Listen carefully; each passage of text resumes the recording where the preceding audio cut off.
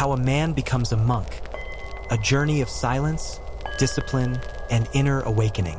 Part 1. The Gate Opens. The man arrived at the foot of the mountain on the 7th day of autumn. He carried nothing but a small cloth bag and a heart heavy with questions. Behind him lay a city of noise, voices demanding, machines humming, thoughts racing without rest. Ahead, only stone steps disappeared into mist. His name was no longer important. In the world below, he had been called many things: son, worker, failure, success. Words that once defined him now felt like clothes that no longer fit. He climbed. The steps were ancient, worn smooth by centuries of footfalls. Some belonged to pilgrims who came and left, others to monks who climbed once and never descended. The man did not know which kind of footsteps his would become. He knew only that he could not remain as he was. 3 hours passed. His legs burned. His breath came in gasps that echoed against stone. Just as the sun touched the western peaks, turning the world gold and gray, he saw it, the monastery gate. It was simple: 2 wooden posts, a curved roof, a door of dark timber. No sign announced its purpose. No bell called to travelers. It simply stood, patient as the mountain itself. The man approached. His hand trembled as he raised it to knock. Before his knuckles touched wood, the door opened. A monk stood there. His robe was the color of earth after rain. His head was shaven. His face held no expression, not welcoming, not rejecting, simply present.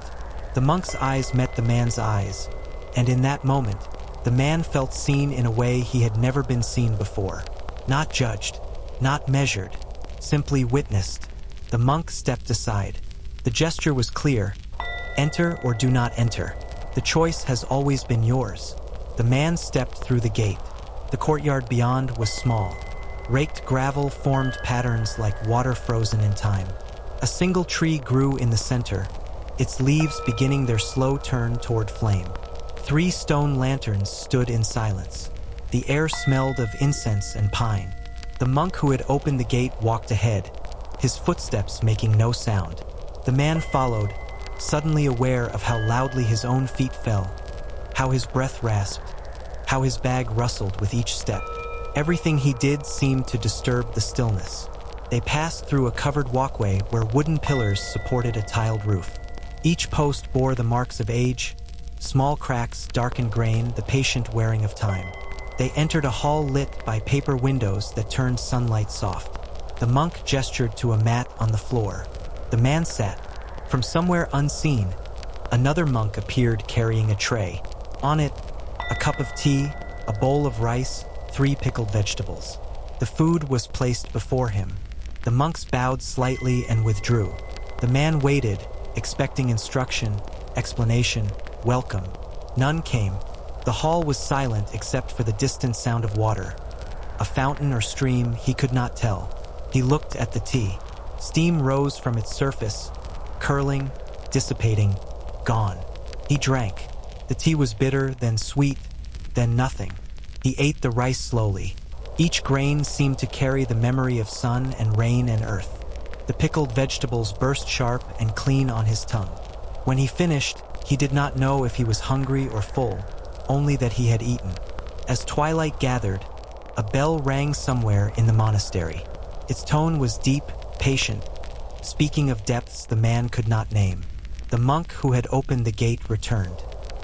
He carried a simple robe and placed it beside the man. Then he pointed to a small room visible through a doorway. The man understood. He rose, took the robe, entered the room. It contained a sleeping mat, a single candle, nothing more. The walls were bare wood. The floor was clean. He changed into the robe. His old clothes he folded and placed in the corner, suddenly feeling like belongings of a stranger. The robe was rough against his skin, simple, neither comfortable nor uncomfortable. Simply was. He lay down on the mat. The ceiling above him was crossed with dark beams. Beyond the paper window, night had arrived. He heard no voices, no music, no machinery. Only the breath of wind, the creak of old wood, the vast silence of the mountain. For the first time in years, he had nowhere to go, nothing to achieve, no one to become. The absence of purpose was terrifying. He lay awake in the darkness, listening to the thunder of his own heart, wondering what he had begun. Sleep came eventually, deep and dreamless as stone. Part 2. The first lesson: silence. He woke to darkness. For a moment, he did not know where he was. Then memory returned with the pale light creeping through the window. The monastery, the gate, the silence. A bell rang, soft and distant. He rose, uncertain what to do. His body ached from sleeping on the mat, from climbing the mountain, from years of sitting hunched over desks and screens he no longer had. He stepped into the hallway. Other figures moved in the pre-dawn gray, monks in their robes, walking with purpose but without haste. They did not speak. They did not look at him with curiosity or welcome. They simply moved, each to their task, like water flowing in its channel. The man followed the general direction of movement and found himself in a large hall. Cushions were arranged in rows facing a simple altar. A single flower in a vase, a bowl of incense, nothing more. The monks took their places and sat. He found an empty cushion in the back and lowered himself awkwardly. The monks around him sat perfectly still, back straight, hands folded, eyes half closed. He tried to imitate their posture. His back protested. His legs tangled. His mind raced. How long would they sit? What were they doing? Should he close his eyes? What should he think about? The questions came like rain, each one demanding attention. He shifted his weight. His knee throbbed. His nose itched. Surely someone would speak soon, explain, instruct, give meaning to this. A monk struck a wooden block 3 times. The sound cut through his thoughts. The sitting continued. He tried to focus on his breathing as he had read about somewhere. Breathe in, breathe out. But his mind would not settle. It jumped from thought to thought like a grasshopper in burning grass. Memories of his old life flashed. Arguments he had lost, opportunities he had missed, words he wished he had said or not said. Worries about the future pressed in. What if this was a mistake? What if he could not endure? What if... Another strike of the wooden block. The monks began to rise in unison, fluid as grass bending in wind. He scrambled to his feet, awkward and loud. They filed out in silence.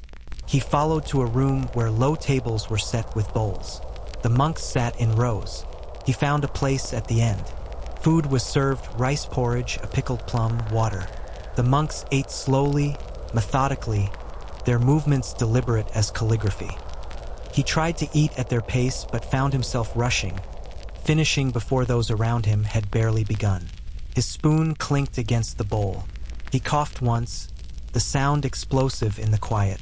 A few monks glanced his way, their faces neither approving nor disapproving, merely noticing. When the meal ended, he stood to speak, to ask someone, anyone, what he was supposed to do, where he should go, what the purpose was. An old monk appeared at his side. He was small, bent with age, his face a map of wrinkles. He placed one finger gently against his own lips. The gesture was clear. Silence. The man opened his mouth to explain that he needed guidance, that he had questions, that surely they must understand. The old monk shook his head slowly, kindly, and walked away. The day unfolded in silence. The man watched the monks move through their tasks. Some swept the courtyard with slow, deliberate strokes.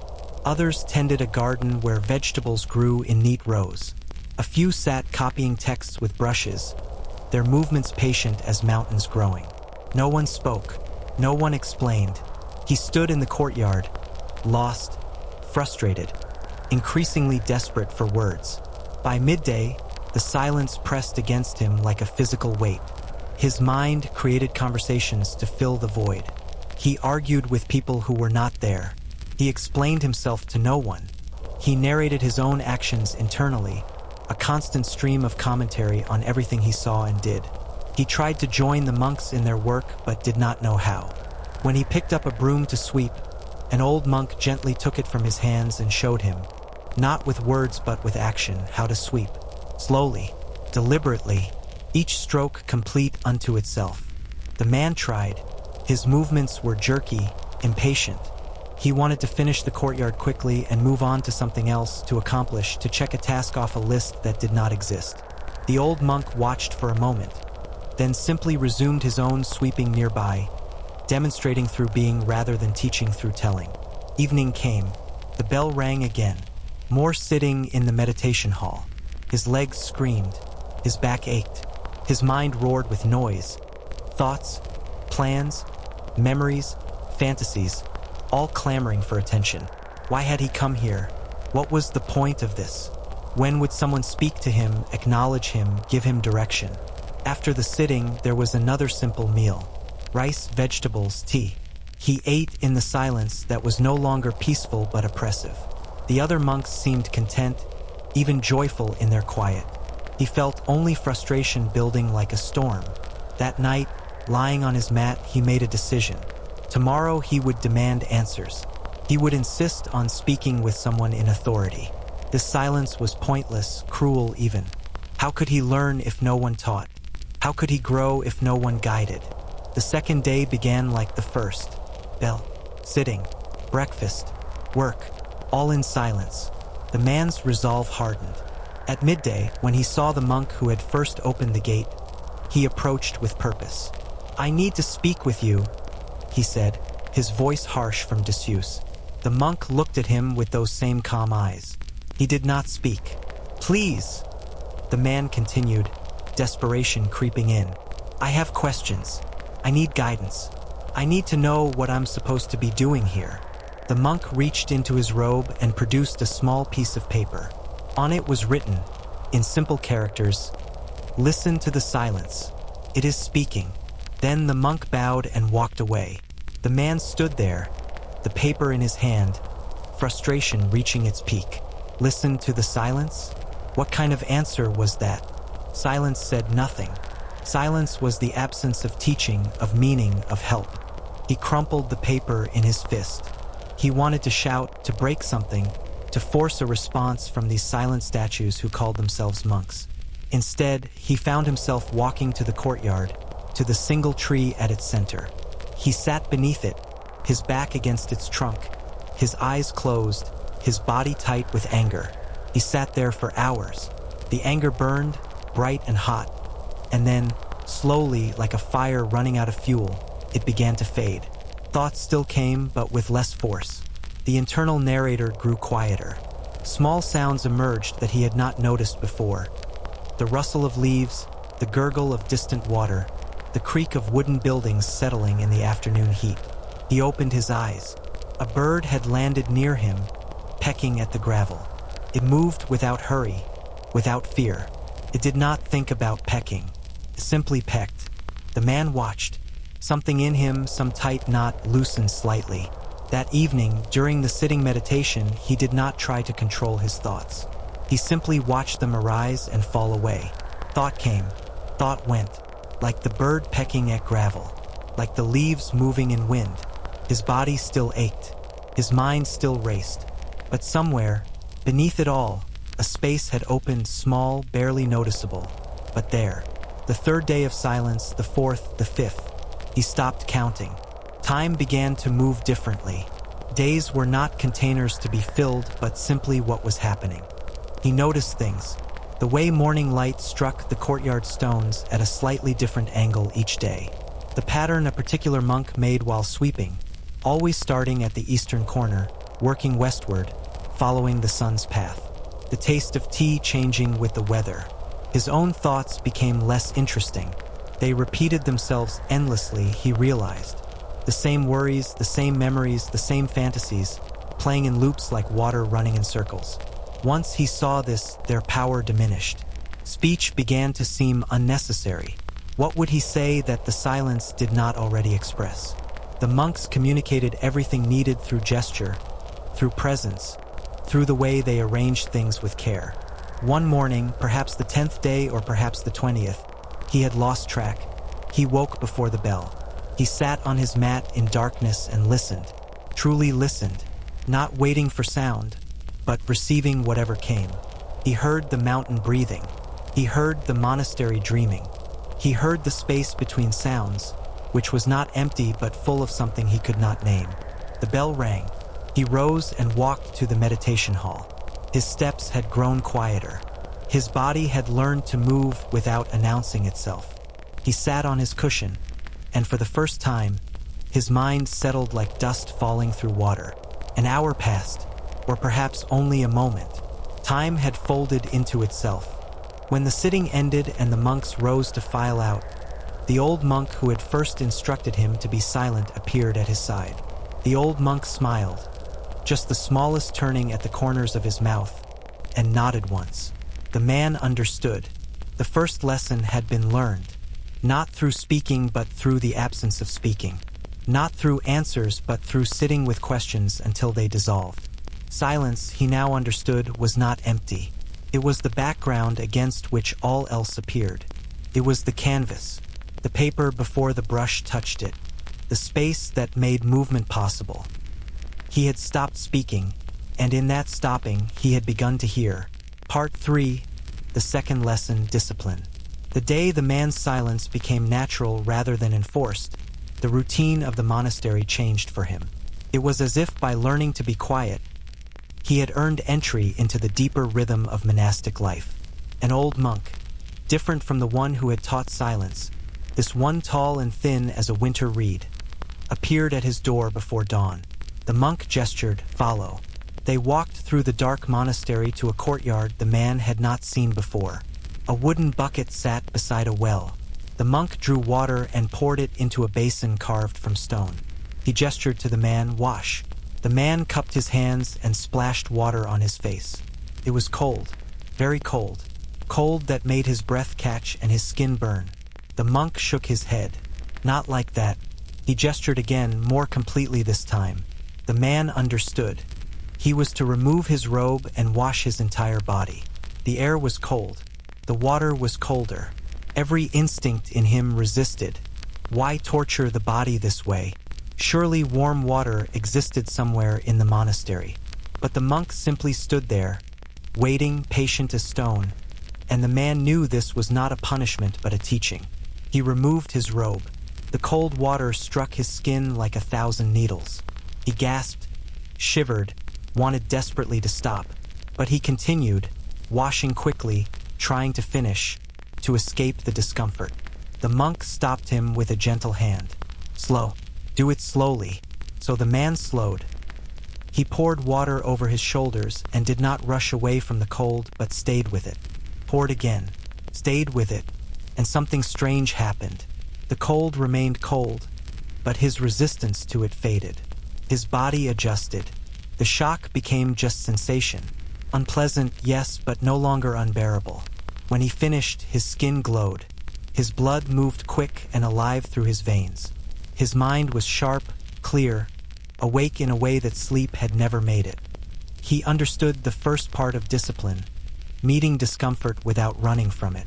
The days took shape around a structure he had not noticed before. Everything happened at its time.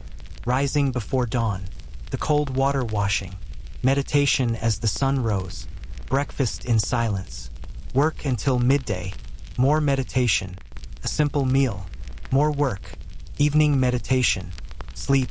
Nothing changed. Each day was the same as the one before. And in that sameness, the man began to discover something unexpected. Freedom. In his old life, he had believed freedom meant choice. The ability to do what he wanted when he wanted. To sleep late if he was tired. To eat when hungry. To work or not work depending on mood. But that freedom had made him a slave to his desires, to his comfort, to his constantly changing whims. Here, there was no choice about when to wake or what to eat or when to work. And in the absence of choice, his mind grew quiet. He did not waste energy deciding what to do. He simply did what the moment required. The work varied but followed a pattern. Some days he swept. Not just the courtyard now, but hallways, rooms, every corner of the monastery. The tall monk showed him how to sweep properly. Slowly, completely, attending to each stroke as if sweeping were the only thing in the universe. "When you sweep," the monk said one day, breaking his silence for a single teaching, "sweep completely. When you sit, sit completely. When you eat, eat completely. This is the whole of discipline." Do one thing at a time with your whole being. The man swept. At first, his mind wandered constantly. While sweeping, he thought about the meal to come. While eating, he thought about the work to finish. While meditating, he planned what he would do later. His body was always in one place, his mind in another. But gradually, through repetition, through the patient insistence of routine, his mind learned to stay where his body was. When he swept, there was only sweeping. The sound of bristles on stone, the pattern of dust moving, the rhythm of his breath matching the rhythm of his arms. Other work came. He learned to tend the garden, planting seeds with care, watering each plant with attention. He learned that a garden could not be rushed. Seeds sprouted when they were ready, not when he wanted them to. Plants grew at their own pace. His impatience made no difference to them. He learned to prepare food in the monastery kitchen, washing vegetables, chopping slowly, carefully, cooking rice to the right consistency. Each act had its proper way, its rhythm, its meaning. Food prepared with attention, he discovered, tasted different from food prepared in haste. The same ingredients, but transformed by presence. Some days he copied texts alongside the monks who served as scribes. He had never held a brush before. His first attempts were clumsy, the characters ugly and malformed. The monk supervising him simply gave him practice paper and left him to it. He practiced. One character 100 times, then another. His hand cramped, his back ached. The work was tedious, endless, seemingly pointless.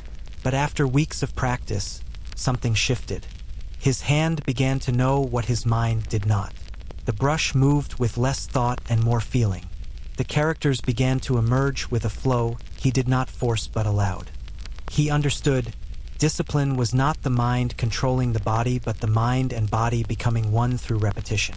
The hardest part of discipline, he discovered, was not the work itself but the resistance his mind created against it. When the bell rang for morning sitting and his body wanted to sleep, his mind generated 1,000 reasons why he should rest. You're tired. One day won't matter. You need to take care of yourself. But he learned to recognize these thoughts as just thoughts. Clouds passing through sky. He learned to rise despite the thoughts, to sit despite the resistance, to work despite the tiredness. And a strange thing happened. The more he acted despite his desires, the less tyrannical his desires became. They still arose, hunger, sleepiness, preference, aversion, but they no longer commanded him. They were weather passing through, nothing more. One day, during the afternoon work period, he found himself washing dishes. The same large pot over and over, day after day. His mind said, "This is boring. This is beneath you. This is wasting your time." But his hands kept washing. And in the washing, he noticed things. The way water flowed over the curved surface. The way soap bubbles caught light. The satisfying sound of clean metal. The warmth of the water. The simple completeness of making something dirty clean. Washing the pot became not a boring task but a practice. A meditation. A dance of hand and water and attention. He began to see that discipline was not punishment or forced obedience. It was the practice of aligning action with intention. Of doing what you meant to do, not what felt easy in the moment. Before, he had been ruled by seeking pleasure and avoiding pain. Every decision was based on maximizing comfort.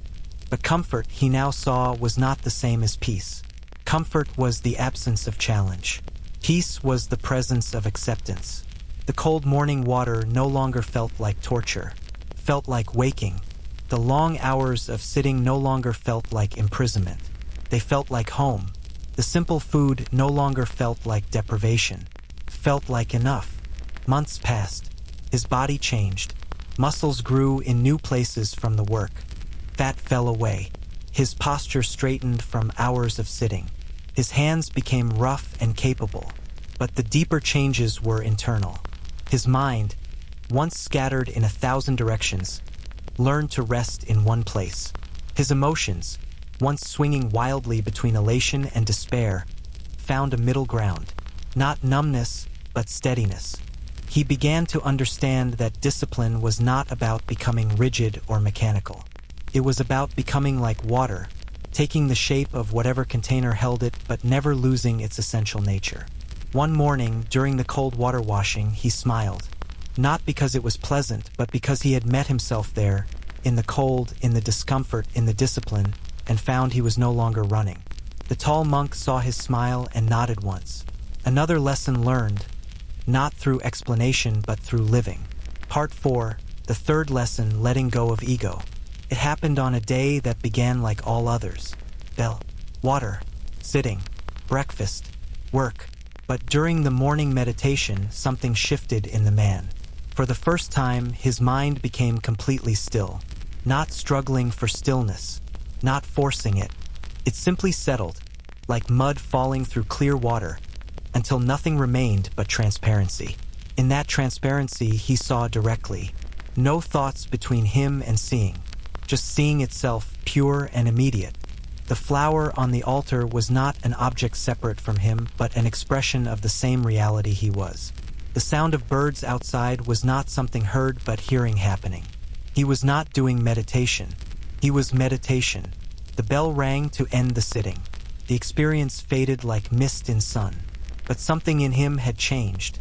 He had touched something vast, something true, and now he wanted to understand it, to grasp it, to explain it. He found the old monk who had taught him silence and approached with excitement. Breaking the comfortable quiet that had grown between them, he spoke. "I saw it. This morning I finally saw it. The mind became still and I understood." The old monk held up one finger. "Stop." But the man could not stop. Words tumbled out, trying to capture the experience, to explain the unexplainable, to prove that he had achieved something. The old monk listened with a small smile, then said simply, "Good, now forget it." Forget it? But this was the very thing he had come here to find. This was enlightenment, wasn't it? This was the goal, the purpose, the experience you describe, the old monk said quietly, is like the finger pointing at the moon. You saw the moon. Now you mistake the finger for the destination. He did not understand. The monk seemed to sense this and gestured for him to follow. They walked to the garden where vegetables grew in the afternoon sun. The monk knelt beside a row of radishes and began pulling weeds. "Join me," he said. The man knelt. His mind was still racing with the morning's experience, trying to recapture it, understand it, hold on to it. "What do you see?" the old monk asked. "Radishes," the man said. "Weeds. Look closer." The man looked. He saw radishes growing, weeds competing for space, soil, insects crawling, leaves moving in the slight breeze. "Tell me," the old monk said, still pulling weeds with careful attention, "which of these things is more important than the others?" The man considered. "The radishes, I suppose. That's what we're growing. And the weeds, they're stealing nutrients, taking space. We remove them. So the radishes are good and the weeds are bad?" "Yes." The old monk sat back on his heels and looked at the man with kind eyes. "The radish does not know it is good. The weed does not know it is bad. They simply grow. We plant radishes because we choose to eat radishes. We pull weeds because they interfere with our choice. But the radish is not superior to the weed. Both are perfect expressions of their nature." He resumed pulling weeds. "You had an experience this morning. The mind became still. You saw clearly. Now you think this makes you special. You think you have achieved something that sets you apart from your previous self, from others, from ordinary life." The man felt heat rise to his face. Was it so obvious? This thinking, the old monk continued gently, is the ego celebrating its own spiritual progress. It is the most subtle trap. You came here to let go of yourself, and now you congratulate yourself for letting go. Do you see the problem? The man was silent. He did see.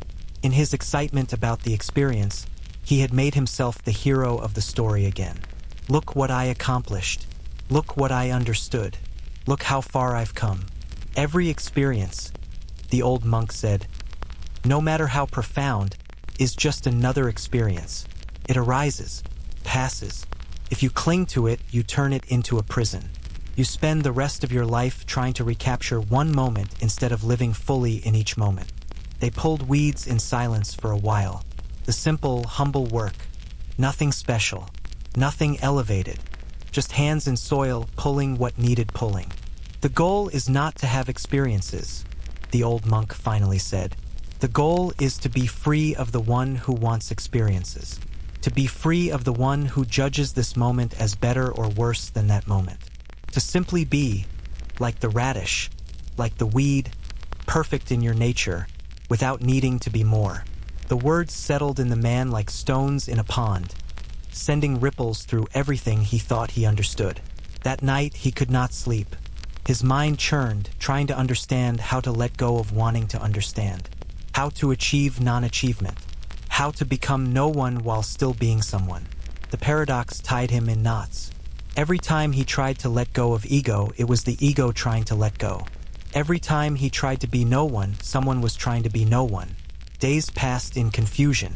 The clarity of the morning meditation seemed far away now, replaced by frustration and doubt. He found himself making mistakes in his work, spilling water, burning rice, missing sections while sweeping. His mind was somewhere else, trying to grasp what could not be grasped. One afternoon, he was assigned to help an elderly monk carry firewood from the forest to the monastery. The old man moved slowly, carefully, stopping often to rest. The man found himself growing impatient. They were barely halfway done and sunset approached. At this pace, they would never finish. Perhaps I should carry your share as well, the man suggested. I'm younger, stronger. It would be more efficient. The elderly monk smiled and shook his head. I carry what I carry. You carry what you carry. Together, the work gets done. But we could finish faster if... Why finish faster? The old monk asked. Does the wood care when it arrives? Does the fire know if we hurried or not? The man had no answer. They continued at the old monk's pace. Slow, deliberate, resting when rest was needed. And strange to say, the work did not feel burdensome. The sunset, which he had seen as a deadline, was beautiful.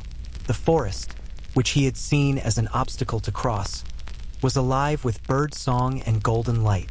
When they finally stacked the last piece of wood, the old monk said, There is a teaching in your impatience. What teaching? You wanted to carry my share. Why? To help, to be useful, to be kind. Really? Or did you want to prove you were stronger, more capable? Did you want to demonstrate your virtue? The man was quiet. The truth was uncomfortable. He had wanted to help, yes. But underneath that, he had wanted to feel good about helping. To see himself as the strong one assisting the weak. To be the hero again. True kindness, the old monk said, asks for no recognition. It expects no gratitude. It does not even notice itself being kind. It simply does what is needed, the way the rain falls without asking permission, without keeping score of which seeds it waters. The man saw it again, the subtle ways the ego colored everything. Even in his spiritual practice, especially in his spiritual practice, it was always there, taking credit, keeping score, building a new identity as one who is progressing or one who is humble or one who is letting go. But what if there was no one to be humble? What if humility was not a quality one cultivated but the natural state when the one who tries to cultivate qualities was no longer believed in? More days, more lessons, always small, always arising from the ordinary. A cup placed gently on a table, who placed it? A breath taken in meditation, who breathed? A thought arising in consciousness, who thought? Each question revealed the absence at the heart of the answer. There was no one, only doing, only being. Only this moment, complete, asking nothing, offering everything. One morning, he returned to the garden alone. He knelt by the radishes and pulled weeds, not to achieve anything, not to prove anything, not even to help the radishes grow. Simply pulling weeds because that was what the moment called for. And in that simple act, done for no one, by no one, he found what he had been seeking. Not an experience, not an understanding, but a being that was prior to both, that needed neither, that was complete in itself. He laughed quietly. The ego had not been destroyed. It had simply been seen through, like discovering that the shadow you had been afraid of was only your own shadow all along. And shadows have no power except what we give them. The old monk appeared beside him, knelt, began pulling weeds. They worked together in silence. 2 hands. For hands. No hands. Just weeding happening. Garden tending itself. Perfect as it was. Part 5, the 4th lesson, pain and patience. Winter arrived on the mountain like a quiet guest who comes to stay. The air grew sharp. Frost painted the courtyard stones white each morning. The simple robes that had been adequate in autumn now felt thin as paper. The man had been at the monastery for months, or was it longer? Time had lost its urgency. Days were no longer counted toward something but simply lived, one after another, like beads on a string that had no end. But winter brought a new discomfort he had not anticipated. The cold morning water became brutal. The meditation hall had no heat. His room, once merely plain, became a chamber of cold that settled into his bones. His hands cracked and bled from work in the frost. His feet ached from walking on frozen ground. One morning, as he forced himself to pour the icy water over his shoulders, his body rebelled completely. His breath came in gasps. His skin burned. His mind screamed, "Stop this. This is too much. This is unnecessary suffering." He put down the bucket and stood there, shivering, half-washed, on the edge of refusing to continue. A voice spoke from behind him. It was the abbot, the oldest monk in the monastery, a man who rarely spoke and whom the others treated with deep reverence. He had not come to the man's notice before, but now he stood there, wrapped in a heavy cloak, watching. "The body complains," the abbot said. His voice was soft but carried weight. "It always does. Tell me, is the cold your enemy?" The man, teeth chattering, said, "It feels like it. Does the cold intend to harm you?" "No, but..." "Then it is not your enemy. It is simply cold. Your resistance to the cold causes suffering. The cold itself is just temperature." The abbot picked up the bucket and poured water over his own hands, which were gnarled with age. He did not flinch. Pain is inevitable. Suffering is optional. Pain is the body's signal. Suffering is the mind's story about the pain. Do you understand the difference? The man was not sure he did, but he nodded anyway. "Finish washing," the abbot said. "Not to prove anything, not to be tough, simply to be clean. Let the cold be cold. Let your body respond however it responds. But do not add to the experience the story that it should be different." He walked away, leaving the man alone with the bucket and the cold dawn air. The man stood for a moment, then picked up the bucket. He poured water over himself slowly. The cold remained cold, shocking, intense, biting. But he noticed something. When he stopped fighting it, stopped bracing against it, stopped telling himself how terrible it was, the experience changed quality. It was still unpleasant, but no longer unbearable. It was just sensation, vivid and immediate, without the layer of mental commentary that made it torture. He finished washing. His body glowed. His mind was crystalline clear. For the first time, he understood that discomfort and suffering were not the same thing. The winter deepened. Some mornings, snow fell, blanketing the monastery in white silence. The work continued but became harder. Paths had to be cleared. Ice had to be chipped away. Wood had to be carried further. Everything took longer, required more effort, demanded more energy from bodies that were already cold and tired. During the evening meditation one night, perhaps 2 months into winter, pain bloomed in the man's knee. Sharp, insistent, like a nail being driven slowly into the joint. He shifted his position slightly. The pain eased for a moment, then returned with greater intensity. His mind began its familiar pattern. "This is too much. Something is wrong. I should stop. I'm injuring myself. This is not healthy." But he had learned by now to recognize these thoughts as simply thoughts. So he stayed with the pain, observed it, noticed how it had a shape, a texture, a rhythm, pulsed, flared. It sometimes receded slightly before returning. The pain did not decrease, but his relationship to it changed. He stopped resisting it and simply allowed it to be there. And in that allowing, something surprising happened. The pain remained, but the one who was in pain somehow disappeared. There was just pain happening. No sufferer needed. After the sitting, he could barely stand. His knee buckled. He limped back to his room, wondering if he had damaged something permanent. The next morning, the knee was swollen. Walking was difficult. He could not sit in the usual way during meditation but had to kneel instead, which brought different pains to different places. The days passed. The knee did not heal quickly. It remained a constant source of discomfort, sometimes sharp, sometimes dull, but always there. He wanted to ask someone for help, for medicine, for advice. But he remembered the lesson about ego and stayed silent. One afternoon, while trying to work in the garden despite his limited mobility, the abbot appeared again. "Your knee troubles you," he observed. "Not a question." "Yes. And you suffer greatly?" The man considered. His knee hurt, but did he suffer? He noticed that he did not. The pain was present, but he had stopped arguing with it, stopped demanding that it be different. He had learned to work around it, to modify what needed modifying, to continue anyway. "No," he said slowly. "I don't think I do suffer. Not anymore." The abbot smiled, the first time the man had seen him do so. "Then you have learned one of the deepest lessons.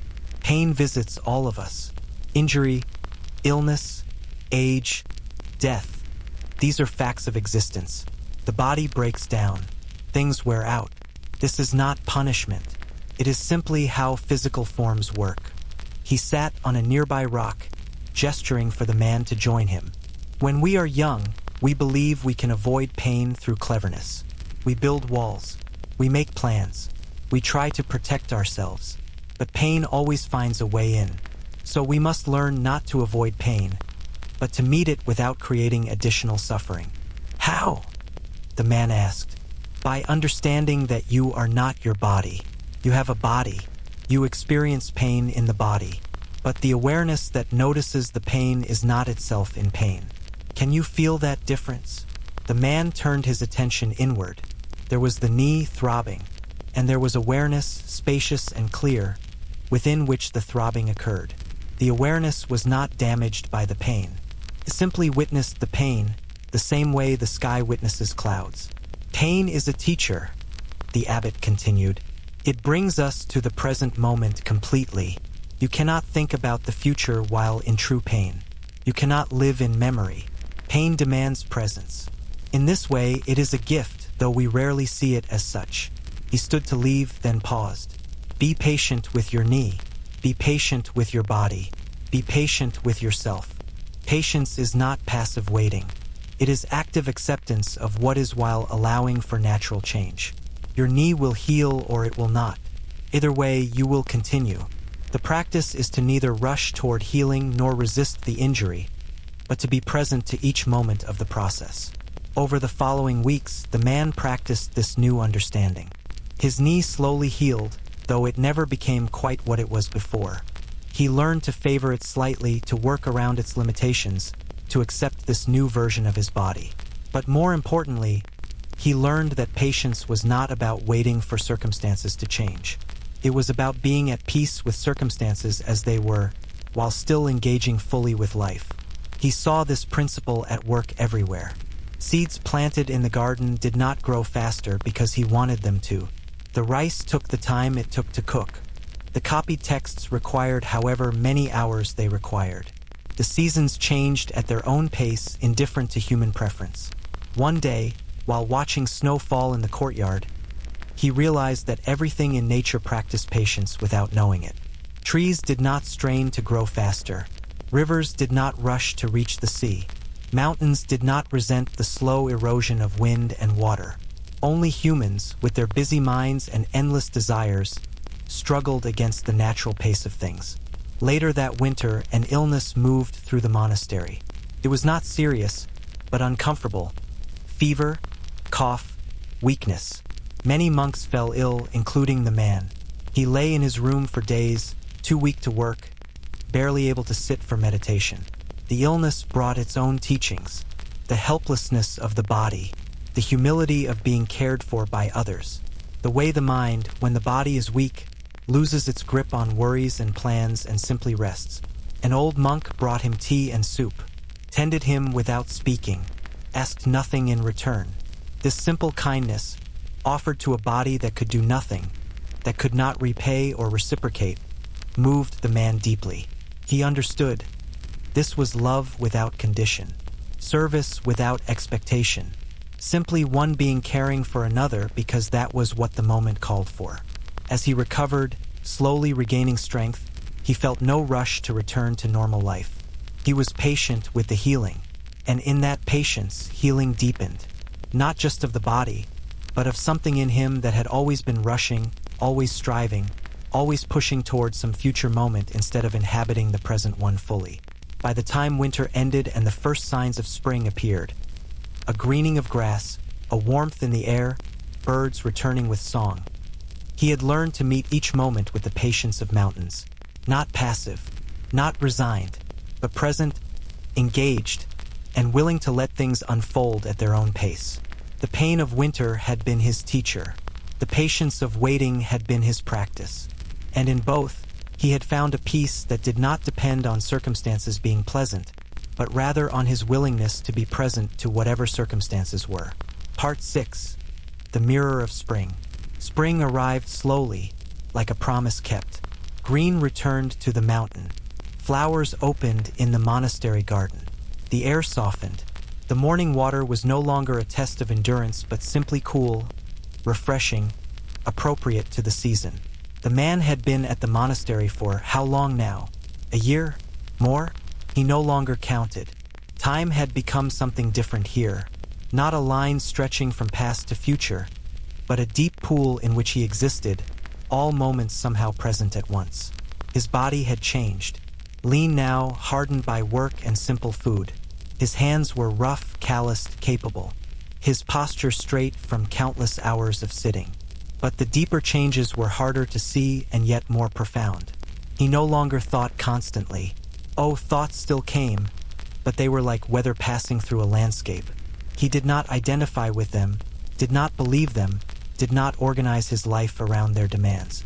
Between thoughts, there was space. In that space, something else lived, call it awareness, presence, being. It had no name, needed no name. One morning, after the dawn meditation, the abbot approached him and gestured to follow. They walked beyond the monastery walls, up a path the man had not traveled before. The trail wound through pine forest, crossed a stream on stepping stones, climbed steadily higher. They emerged at a small clearing where a stone hut stood. Beside it was a garden, vegetables growing wild but clearly tended. A small fire pit, place for sitting. Simple, complete. A hermit lives here, the abbot said, or lived here. He passed from this world 3 months ago in his sleep. He was 98 years old and spent 60 of those years in this place. The abbot sat on a rock. The man sat beside him. He was my teacher, the abbot said quietly. Taught me everything. Not with words, he barely spoke, but with being. He showed me that a spiritual life is not about achieving something extraordinary. It is about doing ordinary things with extraordinary presence. They sat in silence for a while. Birds sang. Wind moved through pines. The sound of water tumbled over stones nearby. Why did you bring me here? The man finally asked. To show you a mirror. I don't understand. The abbot smiled. When you arrived at our gate many months ago, you were running from something. Your life had become unbearable, not because of what was in it, but because of how you related to it. You thought becoming a monk meant leaving the world behind, entering some special elevated state, achieving some permanent transformation that would make you different from ordinary people. The man nodded slowly. It was true. That was exactly what he had thought. But look at this place. The abbot gestured to the hermit's simple home. This man lived 60 years here, alone, doing simple things, growing vegetables, drawing water, sitting, sleeping. He did not escape life. He entered it fully. The difference between him and someone living in the city was not what he did, but how he did it. With attention, with presence, with love. The abbot stood and walked to the garden. He knelt and began pulling weeds, as if the hermit might return and need the garden ready. The man joined him. "You have learned much here," the abbot said as they worked. "Silence, discipline, letting go, patience. These are not separate lessons. They are facets of one understanding: how to be alive without resistance to life." He paused in his work and looked at the man directly. "Tell me, what do you see when you look at yourself now?" The man considered. "I see less than I used to. Does that make sense? There is less of me somehow. Less noise, less demands, less story." "Yes," the abbot said. "The ego has become transparent. You can see through it now. It is still there, it must be, for you to function, but you are no longer hypnotized by it.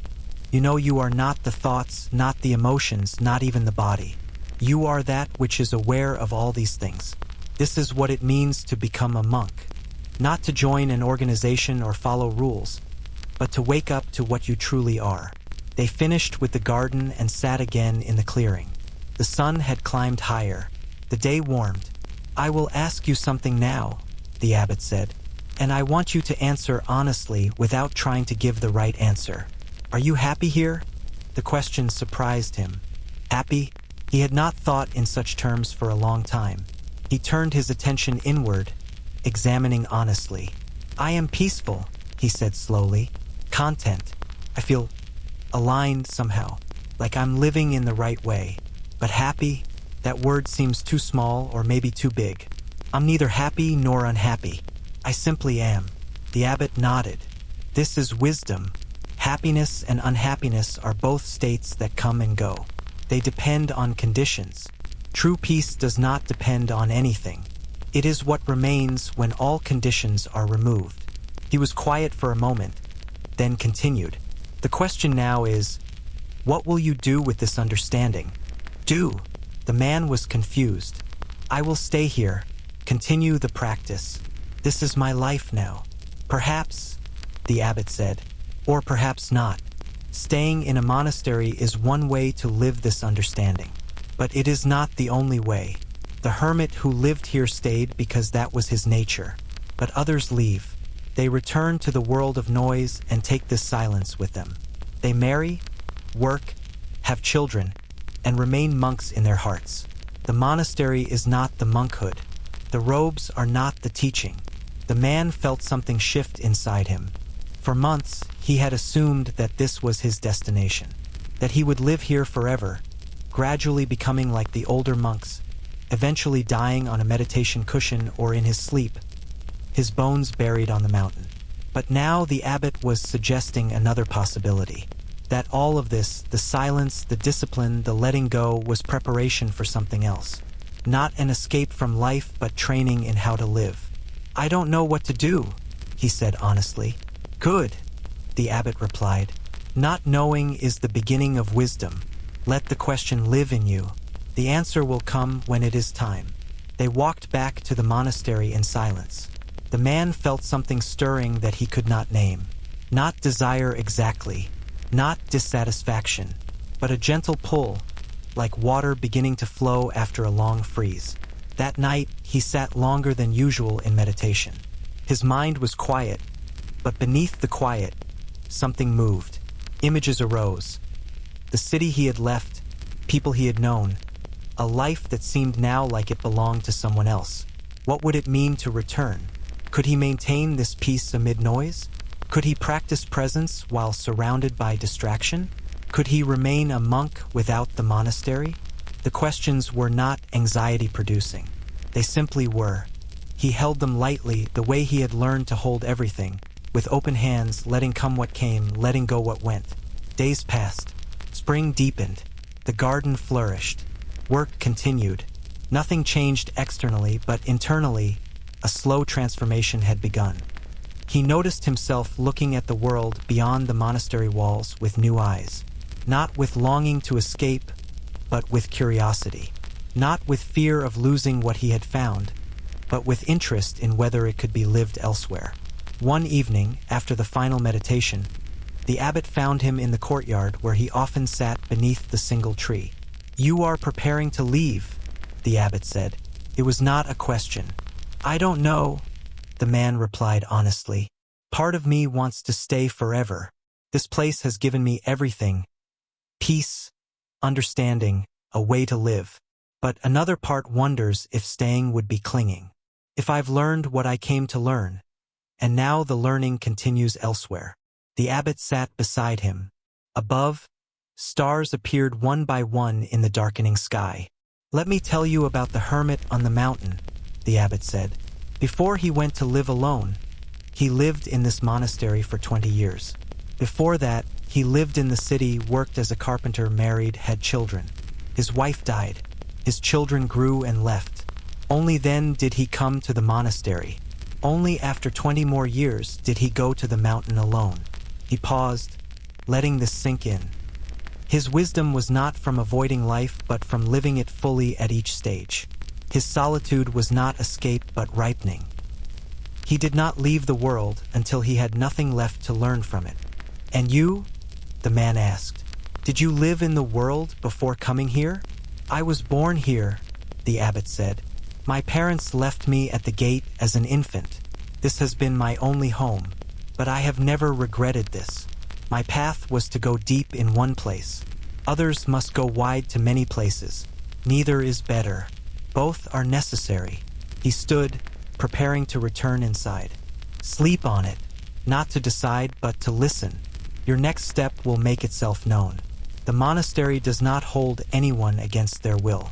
You are free to stay or free to go. Both are offerings made with love." The man sat alone under the stars for a long time. The night was cool but not cold. The monastery was quiet except for wind and the distant sound of water. He felt a completeness here, a rightness. And yet, something was calling him forward. Not backward to his old life, but forward to a new way of being in the world. Taking what he had learned and testing it in the crucible of ordinary life. Could he work without being consumed by work? Could he speak without losing silence? Could he engage with the world's noise while remaining still inside? He did not know, but the not knowing itself was an answer. It meant he had to find out. Part 7, The Return. The man chose a morning in late spring to depart. Not for any particular reason, but because that morning felt right. The choice was not dramatic. There was no long deliberation, no agonized farewell prepared. He simply woke and knew, today. He packed the small cloth bag he had arrived with, contained even less now than before. He wore the simple robe the monastery had given him, darker now from washing, worn soft with use. His old clothes from the world below he left folded in the corner of his room. They belonged to someone who no longer existed. He walked to the main hall where the morning meditation was ending. The monks filed out in silence. The abbot remained, sitting motionless, as if he had been expecting this. The man approached and bowed deeply, forehead to the floor, holding the position. When he rose, the abbot's eyes held no sadness, no celebration, just clear acknowledgement. "The gate stands open," the abbot said. "It has always stood open. You arrived seeking something. What do you leave with?" The man considered. What had he found in this place? Not answers exactly, not some secret knowledge or special state. What then? "I leave with less than I came with," he said finally. "And somehow that is more." The abbot smiled. "Then you have learned what cannot be taught. Go well, live what you have discovered, and know that this place remains, not as an escape from the world, but as a reminder of what is always present, even in noise." The abbot reached into his robe and produced a small stone, smooth and dark. "This is from the mountain stream. It has sat in water for 10,000 years, becoming what it is through patience. Keep it as a reminder. Transformation does not happen through force, but through allowing." The man accepted the stone. It was cool, heavy, perfect in his hand. He bowed again, and the abbot returned the bow. No more words were needed. He walked through the monastery one final time, past the courtyard with its raked gravel patterns, past the garden where vegetables grew in neat rows, past the well where he had learned to wash in cold water. Each place held memory, but the memories did not cling. They simply were, like footprints in sand before the tide. A few monks saw him walking toward the gate. They nodded or placed palms together in silent acknowledgement. One, the old monk who had first taught him silence, pressed a small package into his hands. Rice balls wrapped in leaves. Food for the journey. The monk's eyes were bright with something that might have been tears, but his face remained still, peaceful. The tall monk who had taught discipline was sweeping the entrance path. He paused as the man approached, leaned on his broom, and said simply, "Walk slow, arrive quick," then returned to sweeping, each stroke complete unto itself. The man reached the gate. The same wooden posts, the same curved roof, the same simple door. He remembered arriving here. How long ago?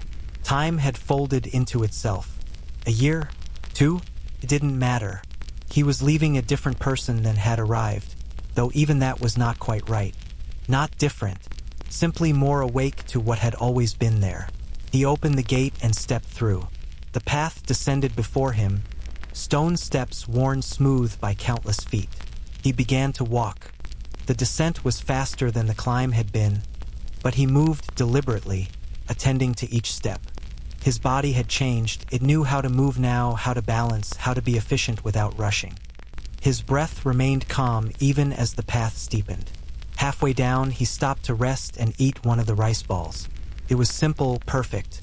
He tasted the rice, the salt, the hint of pickled plum at its center.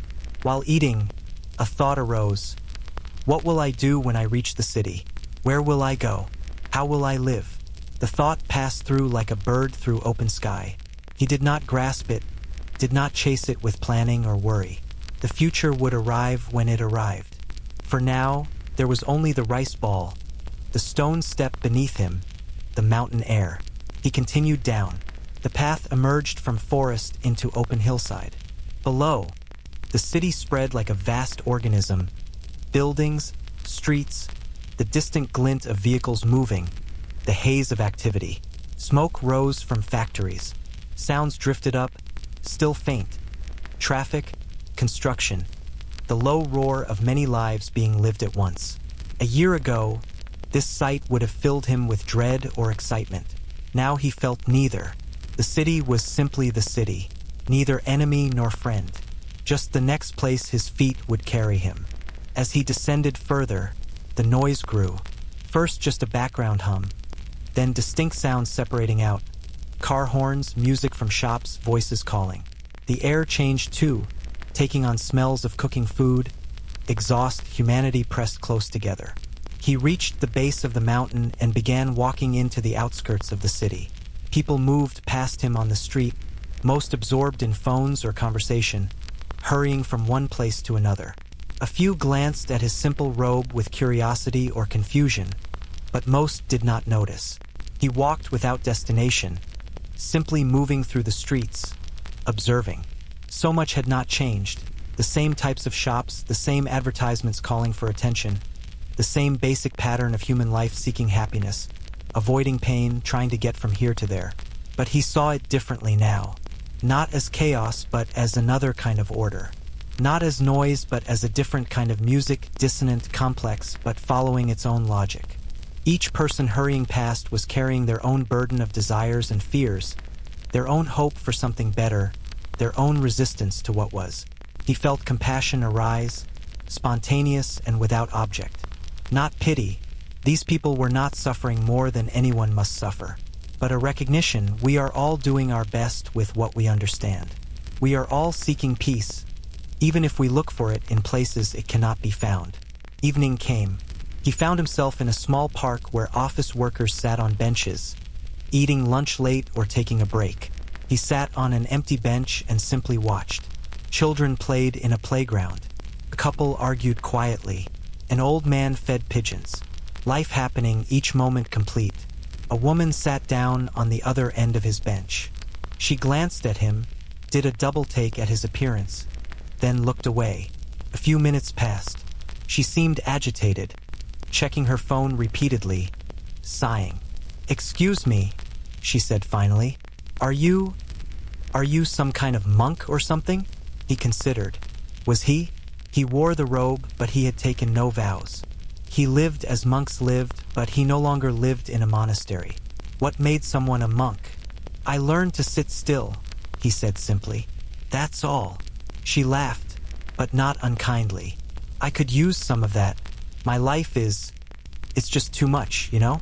Work, family, everything pulling in different directions. I don't even remember the last time I felt calm. He nodded, saying nothing. Sometimes silence was the kindest response. Sorry, she said. I don't know why I'm telling you this. You probably think I'm ridiculous, complaining about normal problems. Not ridiculous, he said. Everyone struggles. The form of the struggle changes, but the struggle is universal. We all want peace. We all resist what is. This is human. She was quiet for a moment. So how did you find peace? I mean, did you just give up everything? Run away to a mountain? I did go to a mountain, he said, but I didn't find peace there. I learned to stop running from the lack of peace. That's different. I don't understand. He picked up a leaf that had fallen on the bench beside him. This leaf will die, turn brown, become part of the soil. This is inevitable. If the leaf could think, it might spend its whole life worrying about falling, trying to cling to the branch. Or it might simply be a leaf, green in summer, gold in autumn, fallen in winter, returning to earth in spring.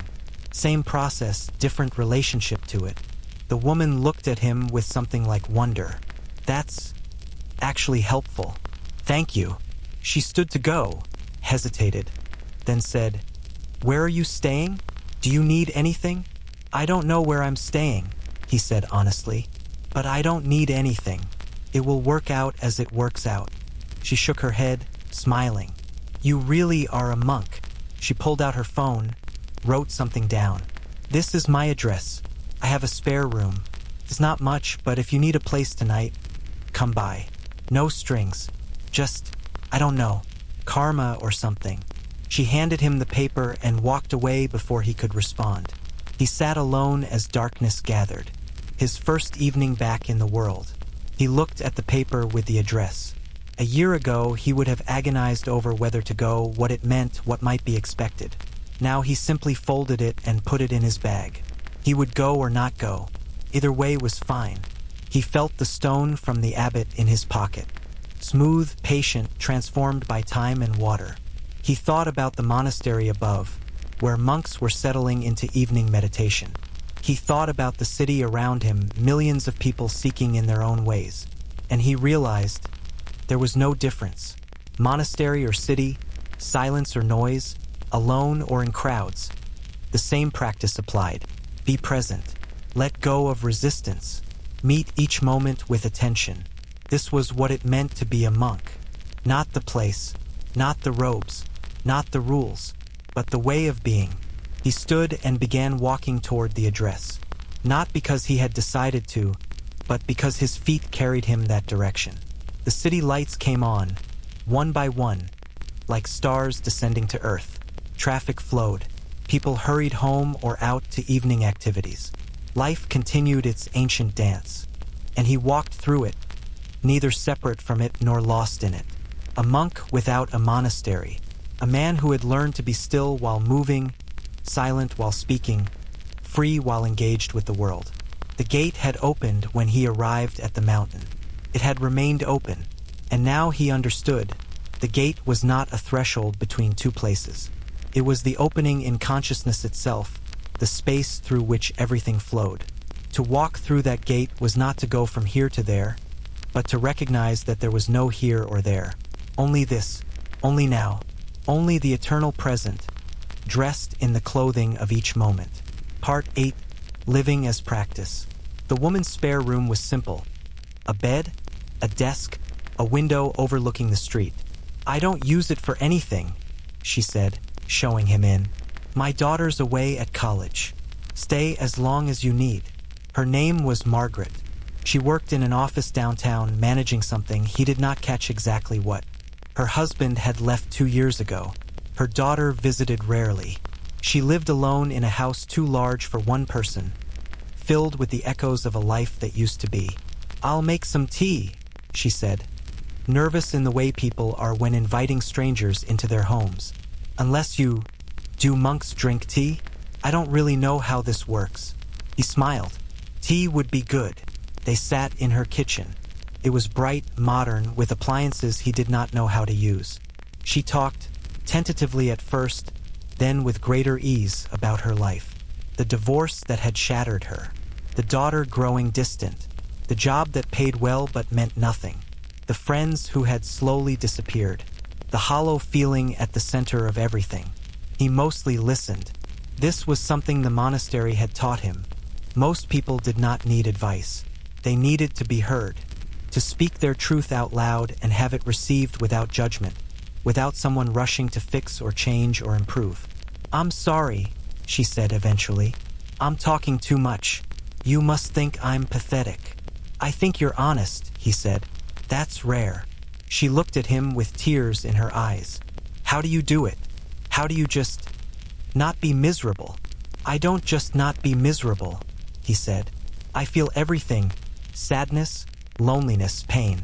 But I've learned not to resist these feelings. When you stop fighting with what is, suffering decreases. Not because circumstances improve, but because you're no longer at war with your own life. But how? How do you stop fighting? He thought about how to explain something that was more experience than concept. Start small. Tomorrow morning, when you wake up, don't immediately reach for your phone. Sit up in bed and take 3 slow breaths. Notice what it feels like to breathe. Notice the sensation of being alive. Do only that for those 3 breaths. That's it. That's enough. The practice is simple. The difficulty is remembering to do it. He stayed with Margaret for a week, not because he needed to, but because it seemed right. He rose early each morning and sat in meditation in the spare room. The sounds of the city were different from the mountain. Sirens, traffic, neighbors arguing. But the practice was the same. The noise was just noise, neither better nor worse than silence. He helped with small tasks around the house, fixed a dripping faucet, repaired a loose railing, pulled weeds from the neglected garden. Work was work. The location didn't matter. Margaret watched him sometimes, puzzled. Don't you have somewhere to be? Something to do. This is somewhere. This is something. But I mean like a job, purpose, a plan. This is my purpose right now. Fixing your faucet. Sitting with you while you talk. Being present. When it's time for something else, that will become clear. She shook her head but said nothing more. On the 3rd day, he suggested they sit together in the morning. Just 10 minutes. She was skeptical but agreed. They sat in her living room on cushions. She fidgeted constantly, checking the time, adjusting her position. This is impossible, she said after 5 minutes. My mind won't stop. Your mind isn't supposed to stop. Just notice it thinking. Watch the thoughts the way you'd watch cars passing on the street. You don't have to get in every car that drives by. They continued. The next morning, she sat for 15 minutes, then 20. By the end of the week, she was sitting 30 minutes each morning before work. I don't know if I'm doing it right, she said, but something feels different, like there's more space somehow. Does that make sense? Perfect sense. On the 8th day, he woke knowing it was time to move on. Not because anything was wrong, but because his presence here had served its purpose. Margaret was practicing now. The seed had been planted. It would grow or not grow according to its own nature. He told her at breakfast. She looked sad but did not argue. Will you be okay? She asked. Where will you go? I'll be fine. I'll go where my feet carry me. She laughed through tears. That's the most monk thing you've ever said. She paused. Thank you for everything. I feel like you showed up exactly when I needed someone to. Is that weird? Life works that way sometimes. People appear when they're needed, not because of fate or plan, but because we're all connected in ways we rarely notice. When you're present, you naturally move toward where you're needed. She drove him to the city center before work. As he got out of the car, she rolled down the window. If you ever need anything, or just want to visit, I know, he said. Thank you for your kindness. He walked into the morning crowds, his small bag over his shoulder, his simple robe marking him as different. Some people stared. Some smiled. Most did not notice. He walked without destination, trusting his feet. They carried him through neighborhoods he did not know, past shops and offices and homes. Near midday, he found himself outside a community center in a struggling part of the city. A sign in the window, volunteers needed, soup kitchen, tutoring, various programs. He went inside. An older woman sat at a desk, surrounded by papers and looking overwhelmed. "Can I help you?" she asked, distracted. "I'd like to volunteer." She looked up, really seeing him for the first time. Took in his appearance. Okay. What can you do?" "Whatever needs doing." She laughed, tired but genuine. "Well, that's most honest answer I've gotten. We need help with lunch service in an hour. Can you chop vegetables?" "Yes." "Then you're hired. I'm Rosa, by the way." He spent the afternoon in the community center kitchen, chopping vegetables alongside other volunteers. Some were court-ordered, doing community service for minor offenses. Others were retired folks with time to spare. A few were homeless themselves, helping in exchange for meals. They worked in comfortable silence, the kind that comes when people are focused on a shared task. When the lunch service began, he helped serve food to a line of people, homeless, elderly, families struggling to get by. Each person who came through the line carried their own story of hardship, their own collection of circumstances that had led them here. He served each plate with full attention, not with pity, not with judgment, simply with presence, meeting their eyes, acknowledging their humanity. This was service, he realized, not charity, which implies superiority, but simply one being helping another because help was needed. After the lunch service, he helped clean up. Rosa found him washing dishes. "You're good at this," she said. "Done it before?" "In a different place, different dishes, same work." She nodded, understanding somehow. "We could use help regularly. Can't pay much, basically nothing, actually. But meals, and there's a cot in the back room if you need a place to stay." He looked at her, saw the exhaustion in her face, the weight of carrying so much in a world that seemed designed to produce suffering. Saw also the strength, the determination, the refusal to give up. "I'll stay," he said. That evening, after the center closed, Rosa showed him the back room. It was small, plain, with a narrow cot and a single window. Reminded him of his room at the monastery. "It's not much," she apologized. "It's perfect." Over the following weeks, he settled into a routine at the community center. Rising early, sitting in meditation as dawn broke, helping prepare breakfast for the early morning crowd, assisting with various programs through the day, job training, literacy classes, a food bank, serving lunch and dinner, cleaning up, then quiet evening hours when the center closed and he could sit again in meditation or simply be still. The work was similar to the monastery in many ways, simple, repetitive, focused on serving others, but different too. Here, people spoke constantly. The noise never stopped. Drama, conflict, crisis, daily occurrences. People struggling with addiction, mental illness, poverty, trauma. The raw difficulty of life on display without buffer or prettiness. Some days were hard. A man who had been doing well relapsed and disappeared. A woman found housing only to lose it a week later. Children came hungry, and there wasn't enough food. Systems failed. Bureaucracy crushed. Hope flickered and sometimes went out. But he learned to carry it differently than he would have before. The suffering was real, but adding his own suffering to it did not help. He could witness pain without being destroyed by it. He could help without needing to fix everything. He could care without attaching to outcomes. One day, a young man came to the center, clearly in withdrawal from something, shaking and sweating.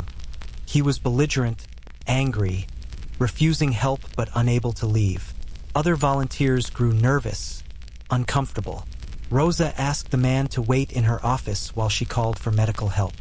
The young man sat, knee bouncing, fists clenched. The monk brought him water and sat nearby.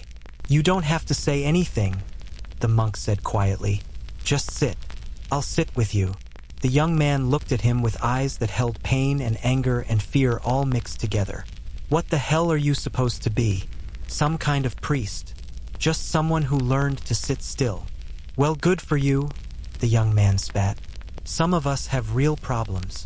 Yes, the monk agreed. You do. This simple acknowledgement, without trying to minimize or fix, seemed to surprise the young man. He was quiet for a moment. Then, aren't you going to tell me it's going to be okay? That there's hope? All that bullshit. I don't know if it's going to be okay, but I know you're here now. That's something. They sat together in silence until the ambulance came. As the paramedics were taking him, the young man looked back. Thanks for not lying to me, he said. Months passed.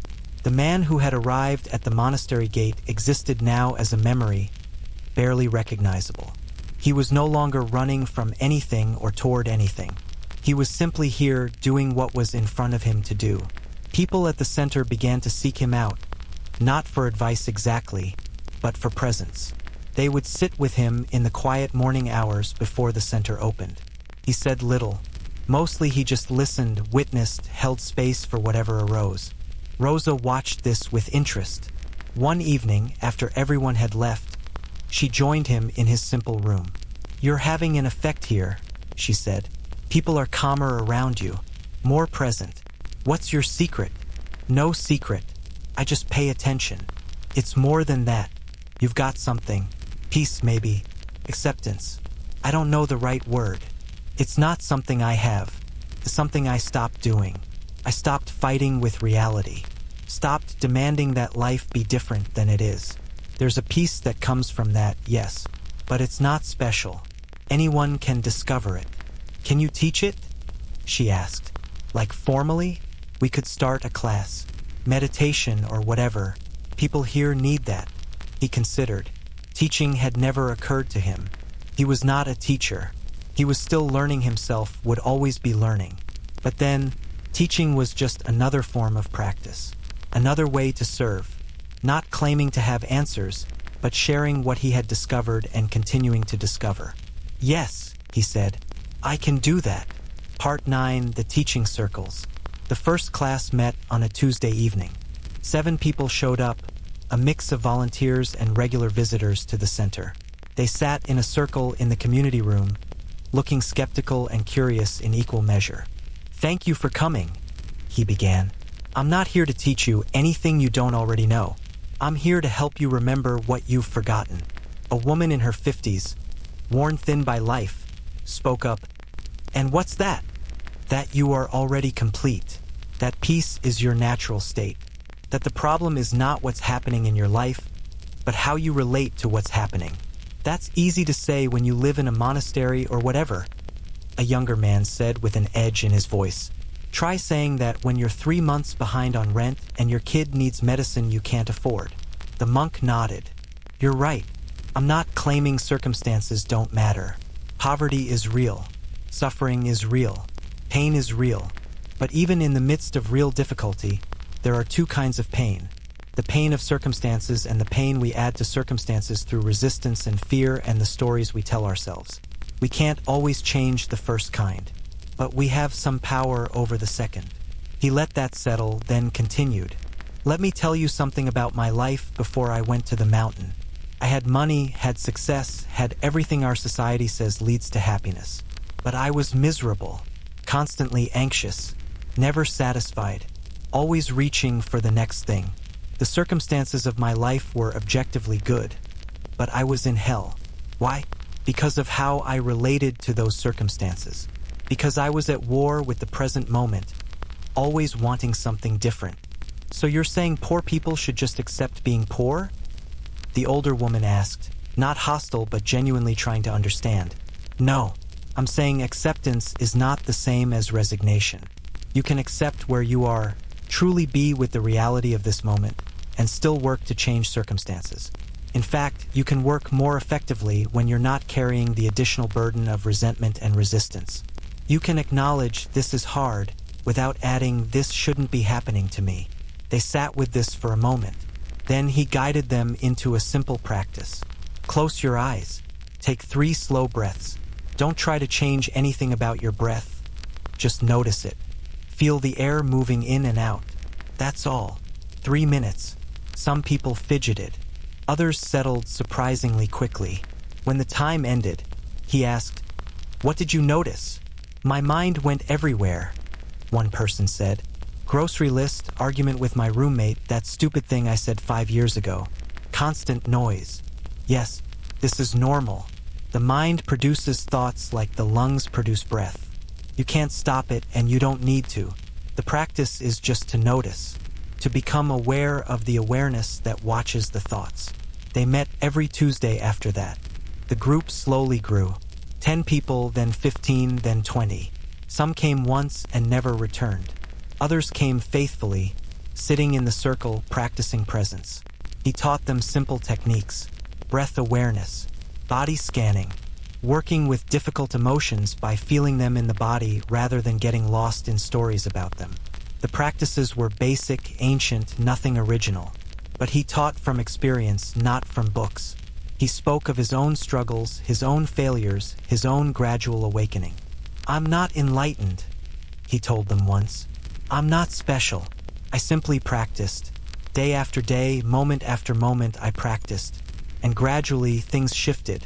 You can do the same. Not because I'm teaching you something magical, but because this capacity for presence, for peace, for freedom, it's already in you. It's in everyone. It just needs to be uncovered."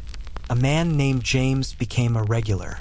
He was in his 30s, recently released from prison, struggling to find work, staying in a shelter, angry at the world, at himself, at the unfairness of everything.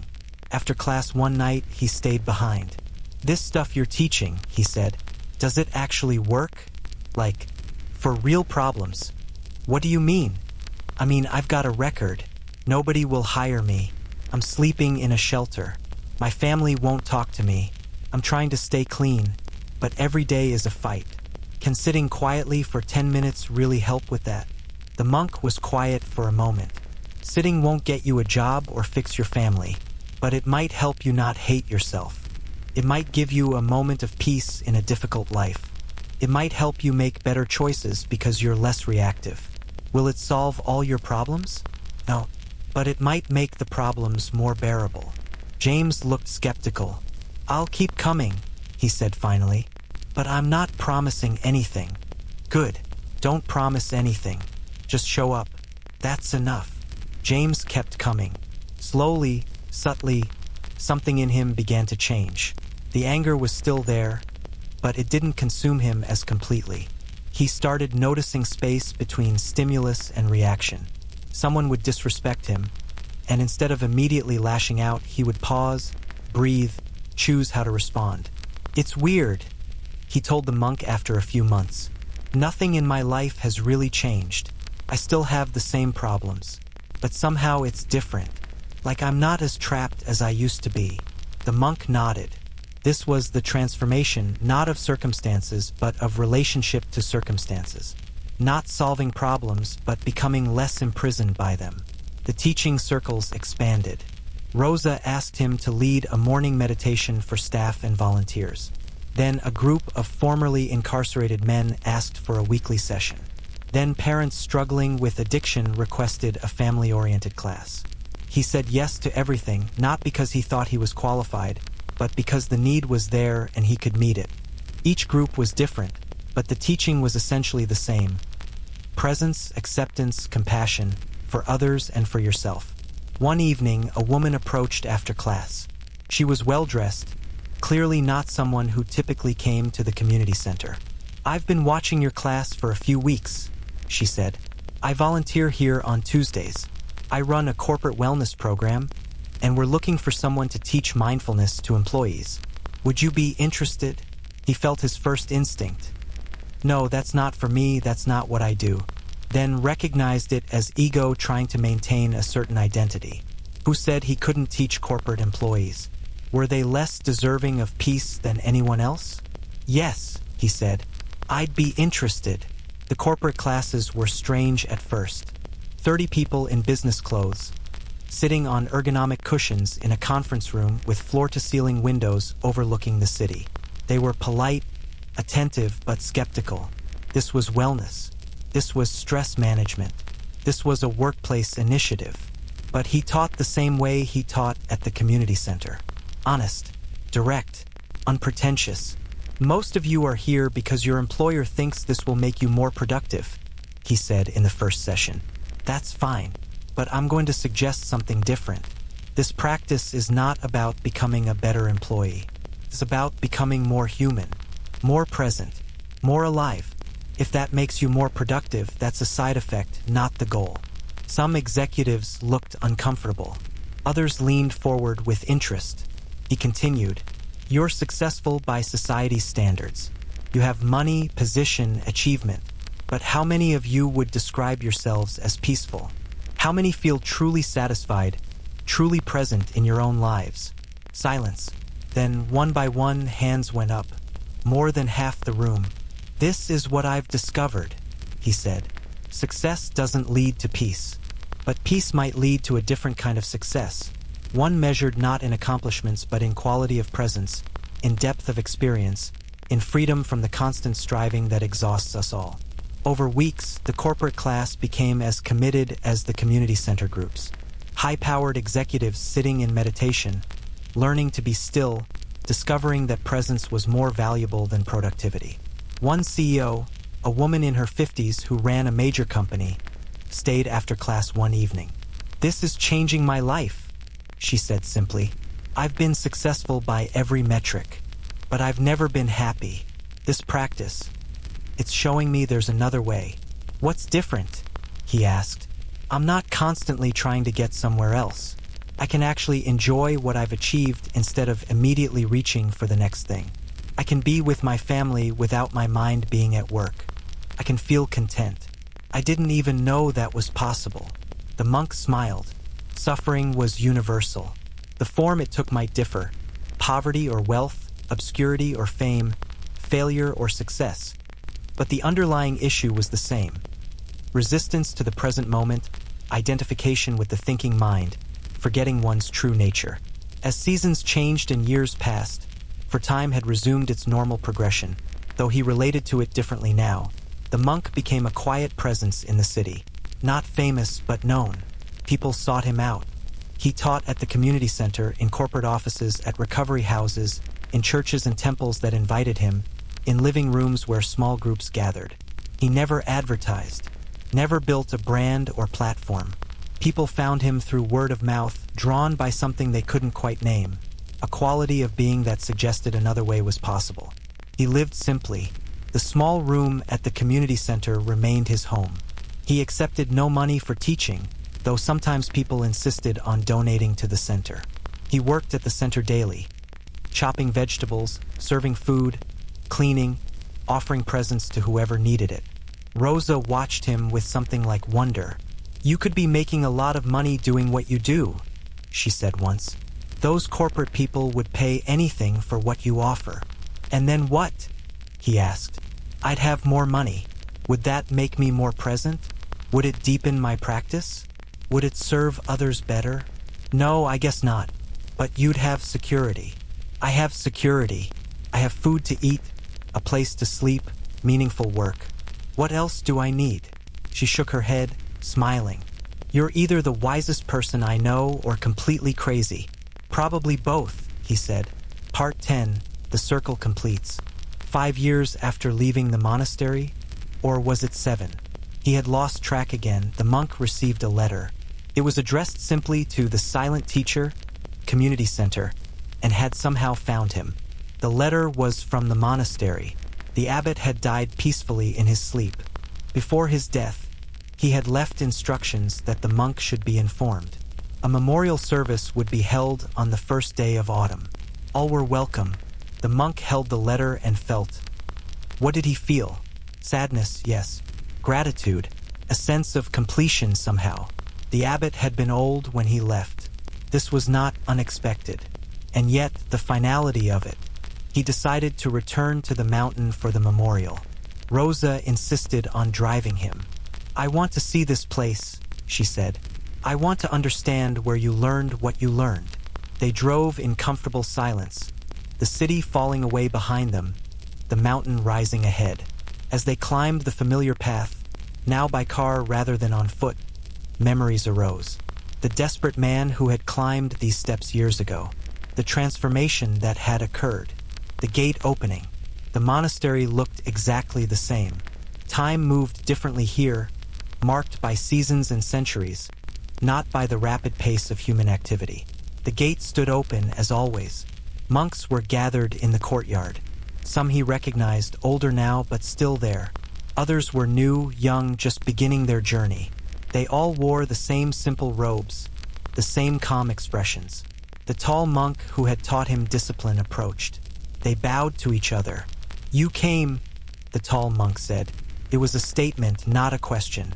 "Of course. The abbot spoke of you often, said you would become a bridge, teaching in the world what monks learn in seclusion." He was pleased by this. They walked together to the main hall where the abbot's memorial was being prepared. The old monk's body lay in simple state, dressed in robes, peaceful as if sleeping. Incense burned. Flowers had been placed with care. The monk stood before his teacher's body and felt tears come, not from attachment or grief exactly, but from the poignancy of impermanence. This man had shown him the way, had opened the gate and allowed him to pass through, had taught by being rather than speaking, and now that particular expression of wisdom had passed from the world. He sat in meditation with the other monks. Hours passed. Day faded to evening. The memorial service was simple, chanting, sitting, silence. No eulogies, no stories, just presence with what was, honoring the abbot by continuing to practice what he had taught. That night he stayed in his old room. The mat was the same, the walls were the same, but he was different, or not different, just more fully himself, the layers of false identity stripped away through practice. He sat by the window and looked out at the courtyard where the single tree grew. Moonlight made everything silver and shadow. In that quiet, he felt the abbot's presence, not as a ghost or spirit, but as the teaching still living, still being practiced, still being transmitted. The next morning, before leaving, he walked to the hermit's hut high on the mountain. The path was overgrown now. No one had tended it since the hermit's death. The hut itself was beginning to decay, wood warping, roof tiles loose. But the garden still grew, wild now but alive. Vegetables had self-seeded and continued their cycles. Nature was reclaiming the space, but gently, incorporating the human intervention back into wilderness. He sat where he had sat years ago, when the abbot brought him here to show him a mirror. He understood now what the abbot had meant. The hermit's 60 years alone on the mountain, they were the same as the monk's years in the city. Same practice, different setting. Not better or worse, just different expressions of the same understanding. He could have stayed at the monastery, could have become like the hermit, deepening in solitude. Or he could continue teaching in the city, bringing practice into the noise. Both were valid. Both were needed. For him, the city was right, not because he was especially suited to it, but because that was where life had carried him. He followed the flow, like the river follows the course of least resistance while still moving inexorably toward the sea. Rosa was waiting when he descended. They drove back toward the city as afternoon sun turned the mountain gold. "So what was it like?" she asked. "Going back, like visiting a dream. It happened, it was real, but it feels like it happened to someone else. Do you miss it? The quiet, the simplicity?" "Sometimes, but I carry it with me. The monastery isn't a place. It's a way of being." Back at the community center, life continued. James, the formerly incarcerated man who had been skeptical, had become a peer counselor, helping others transition from prison. He still came to meditation class and had started his own small group at the halfway house where he now worked. Margaret, the woman who had first offered him shelter, had trained as a meditation teacher herself. She led sessions at her workplace and had transformed her home into a gathering place for practice. The circles he had started had multiplied, students teaching students, the practice spreading not through marketing or organization, but through genuine transformation that others noticed and wanted to understand. He was one person, but the effect rippled outward, not because he was special or enlightened or had achieved some final state, but because he had learned to be present, and presence was contagious. One evening, A young woman appeared at the community center.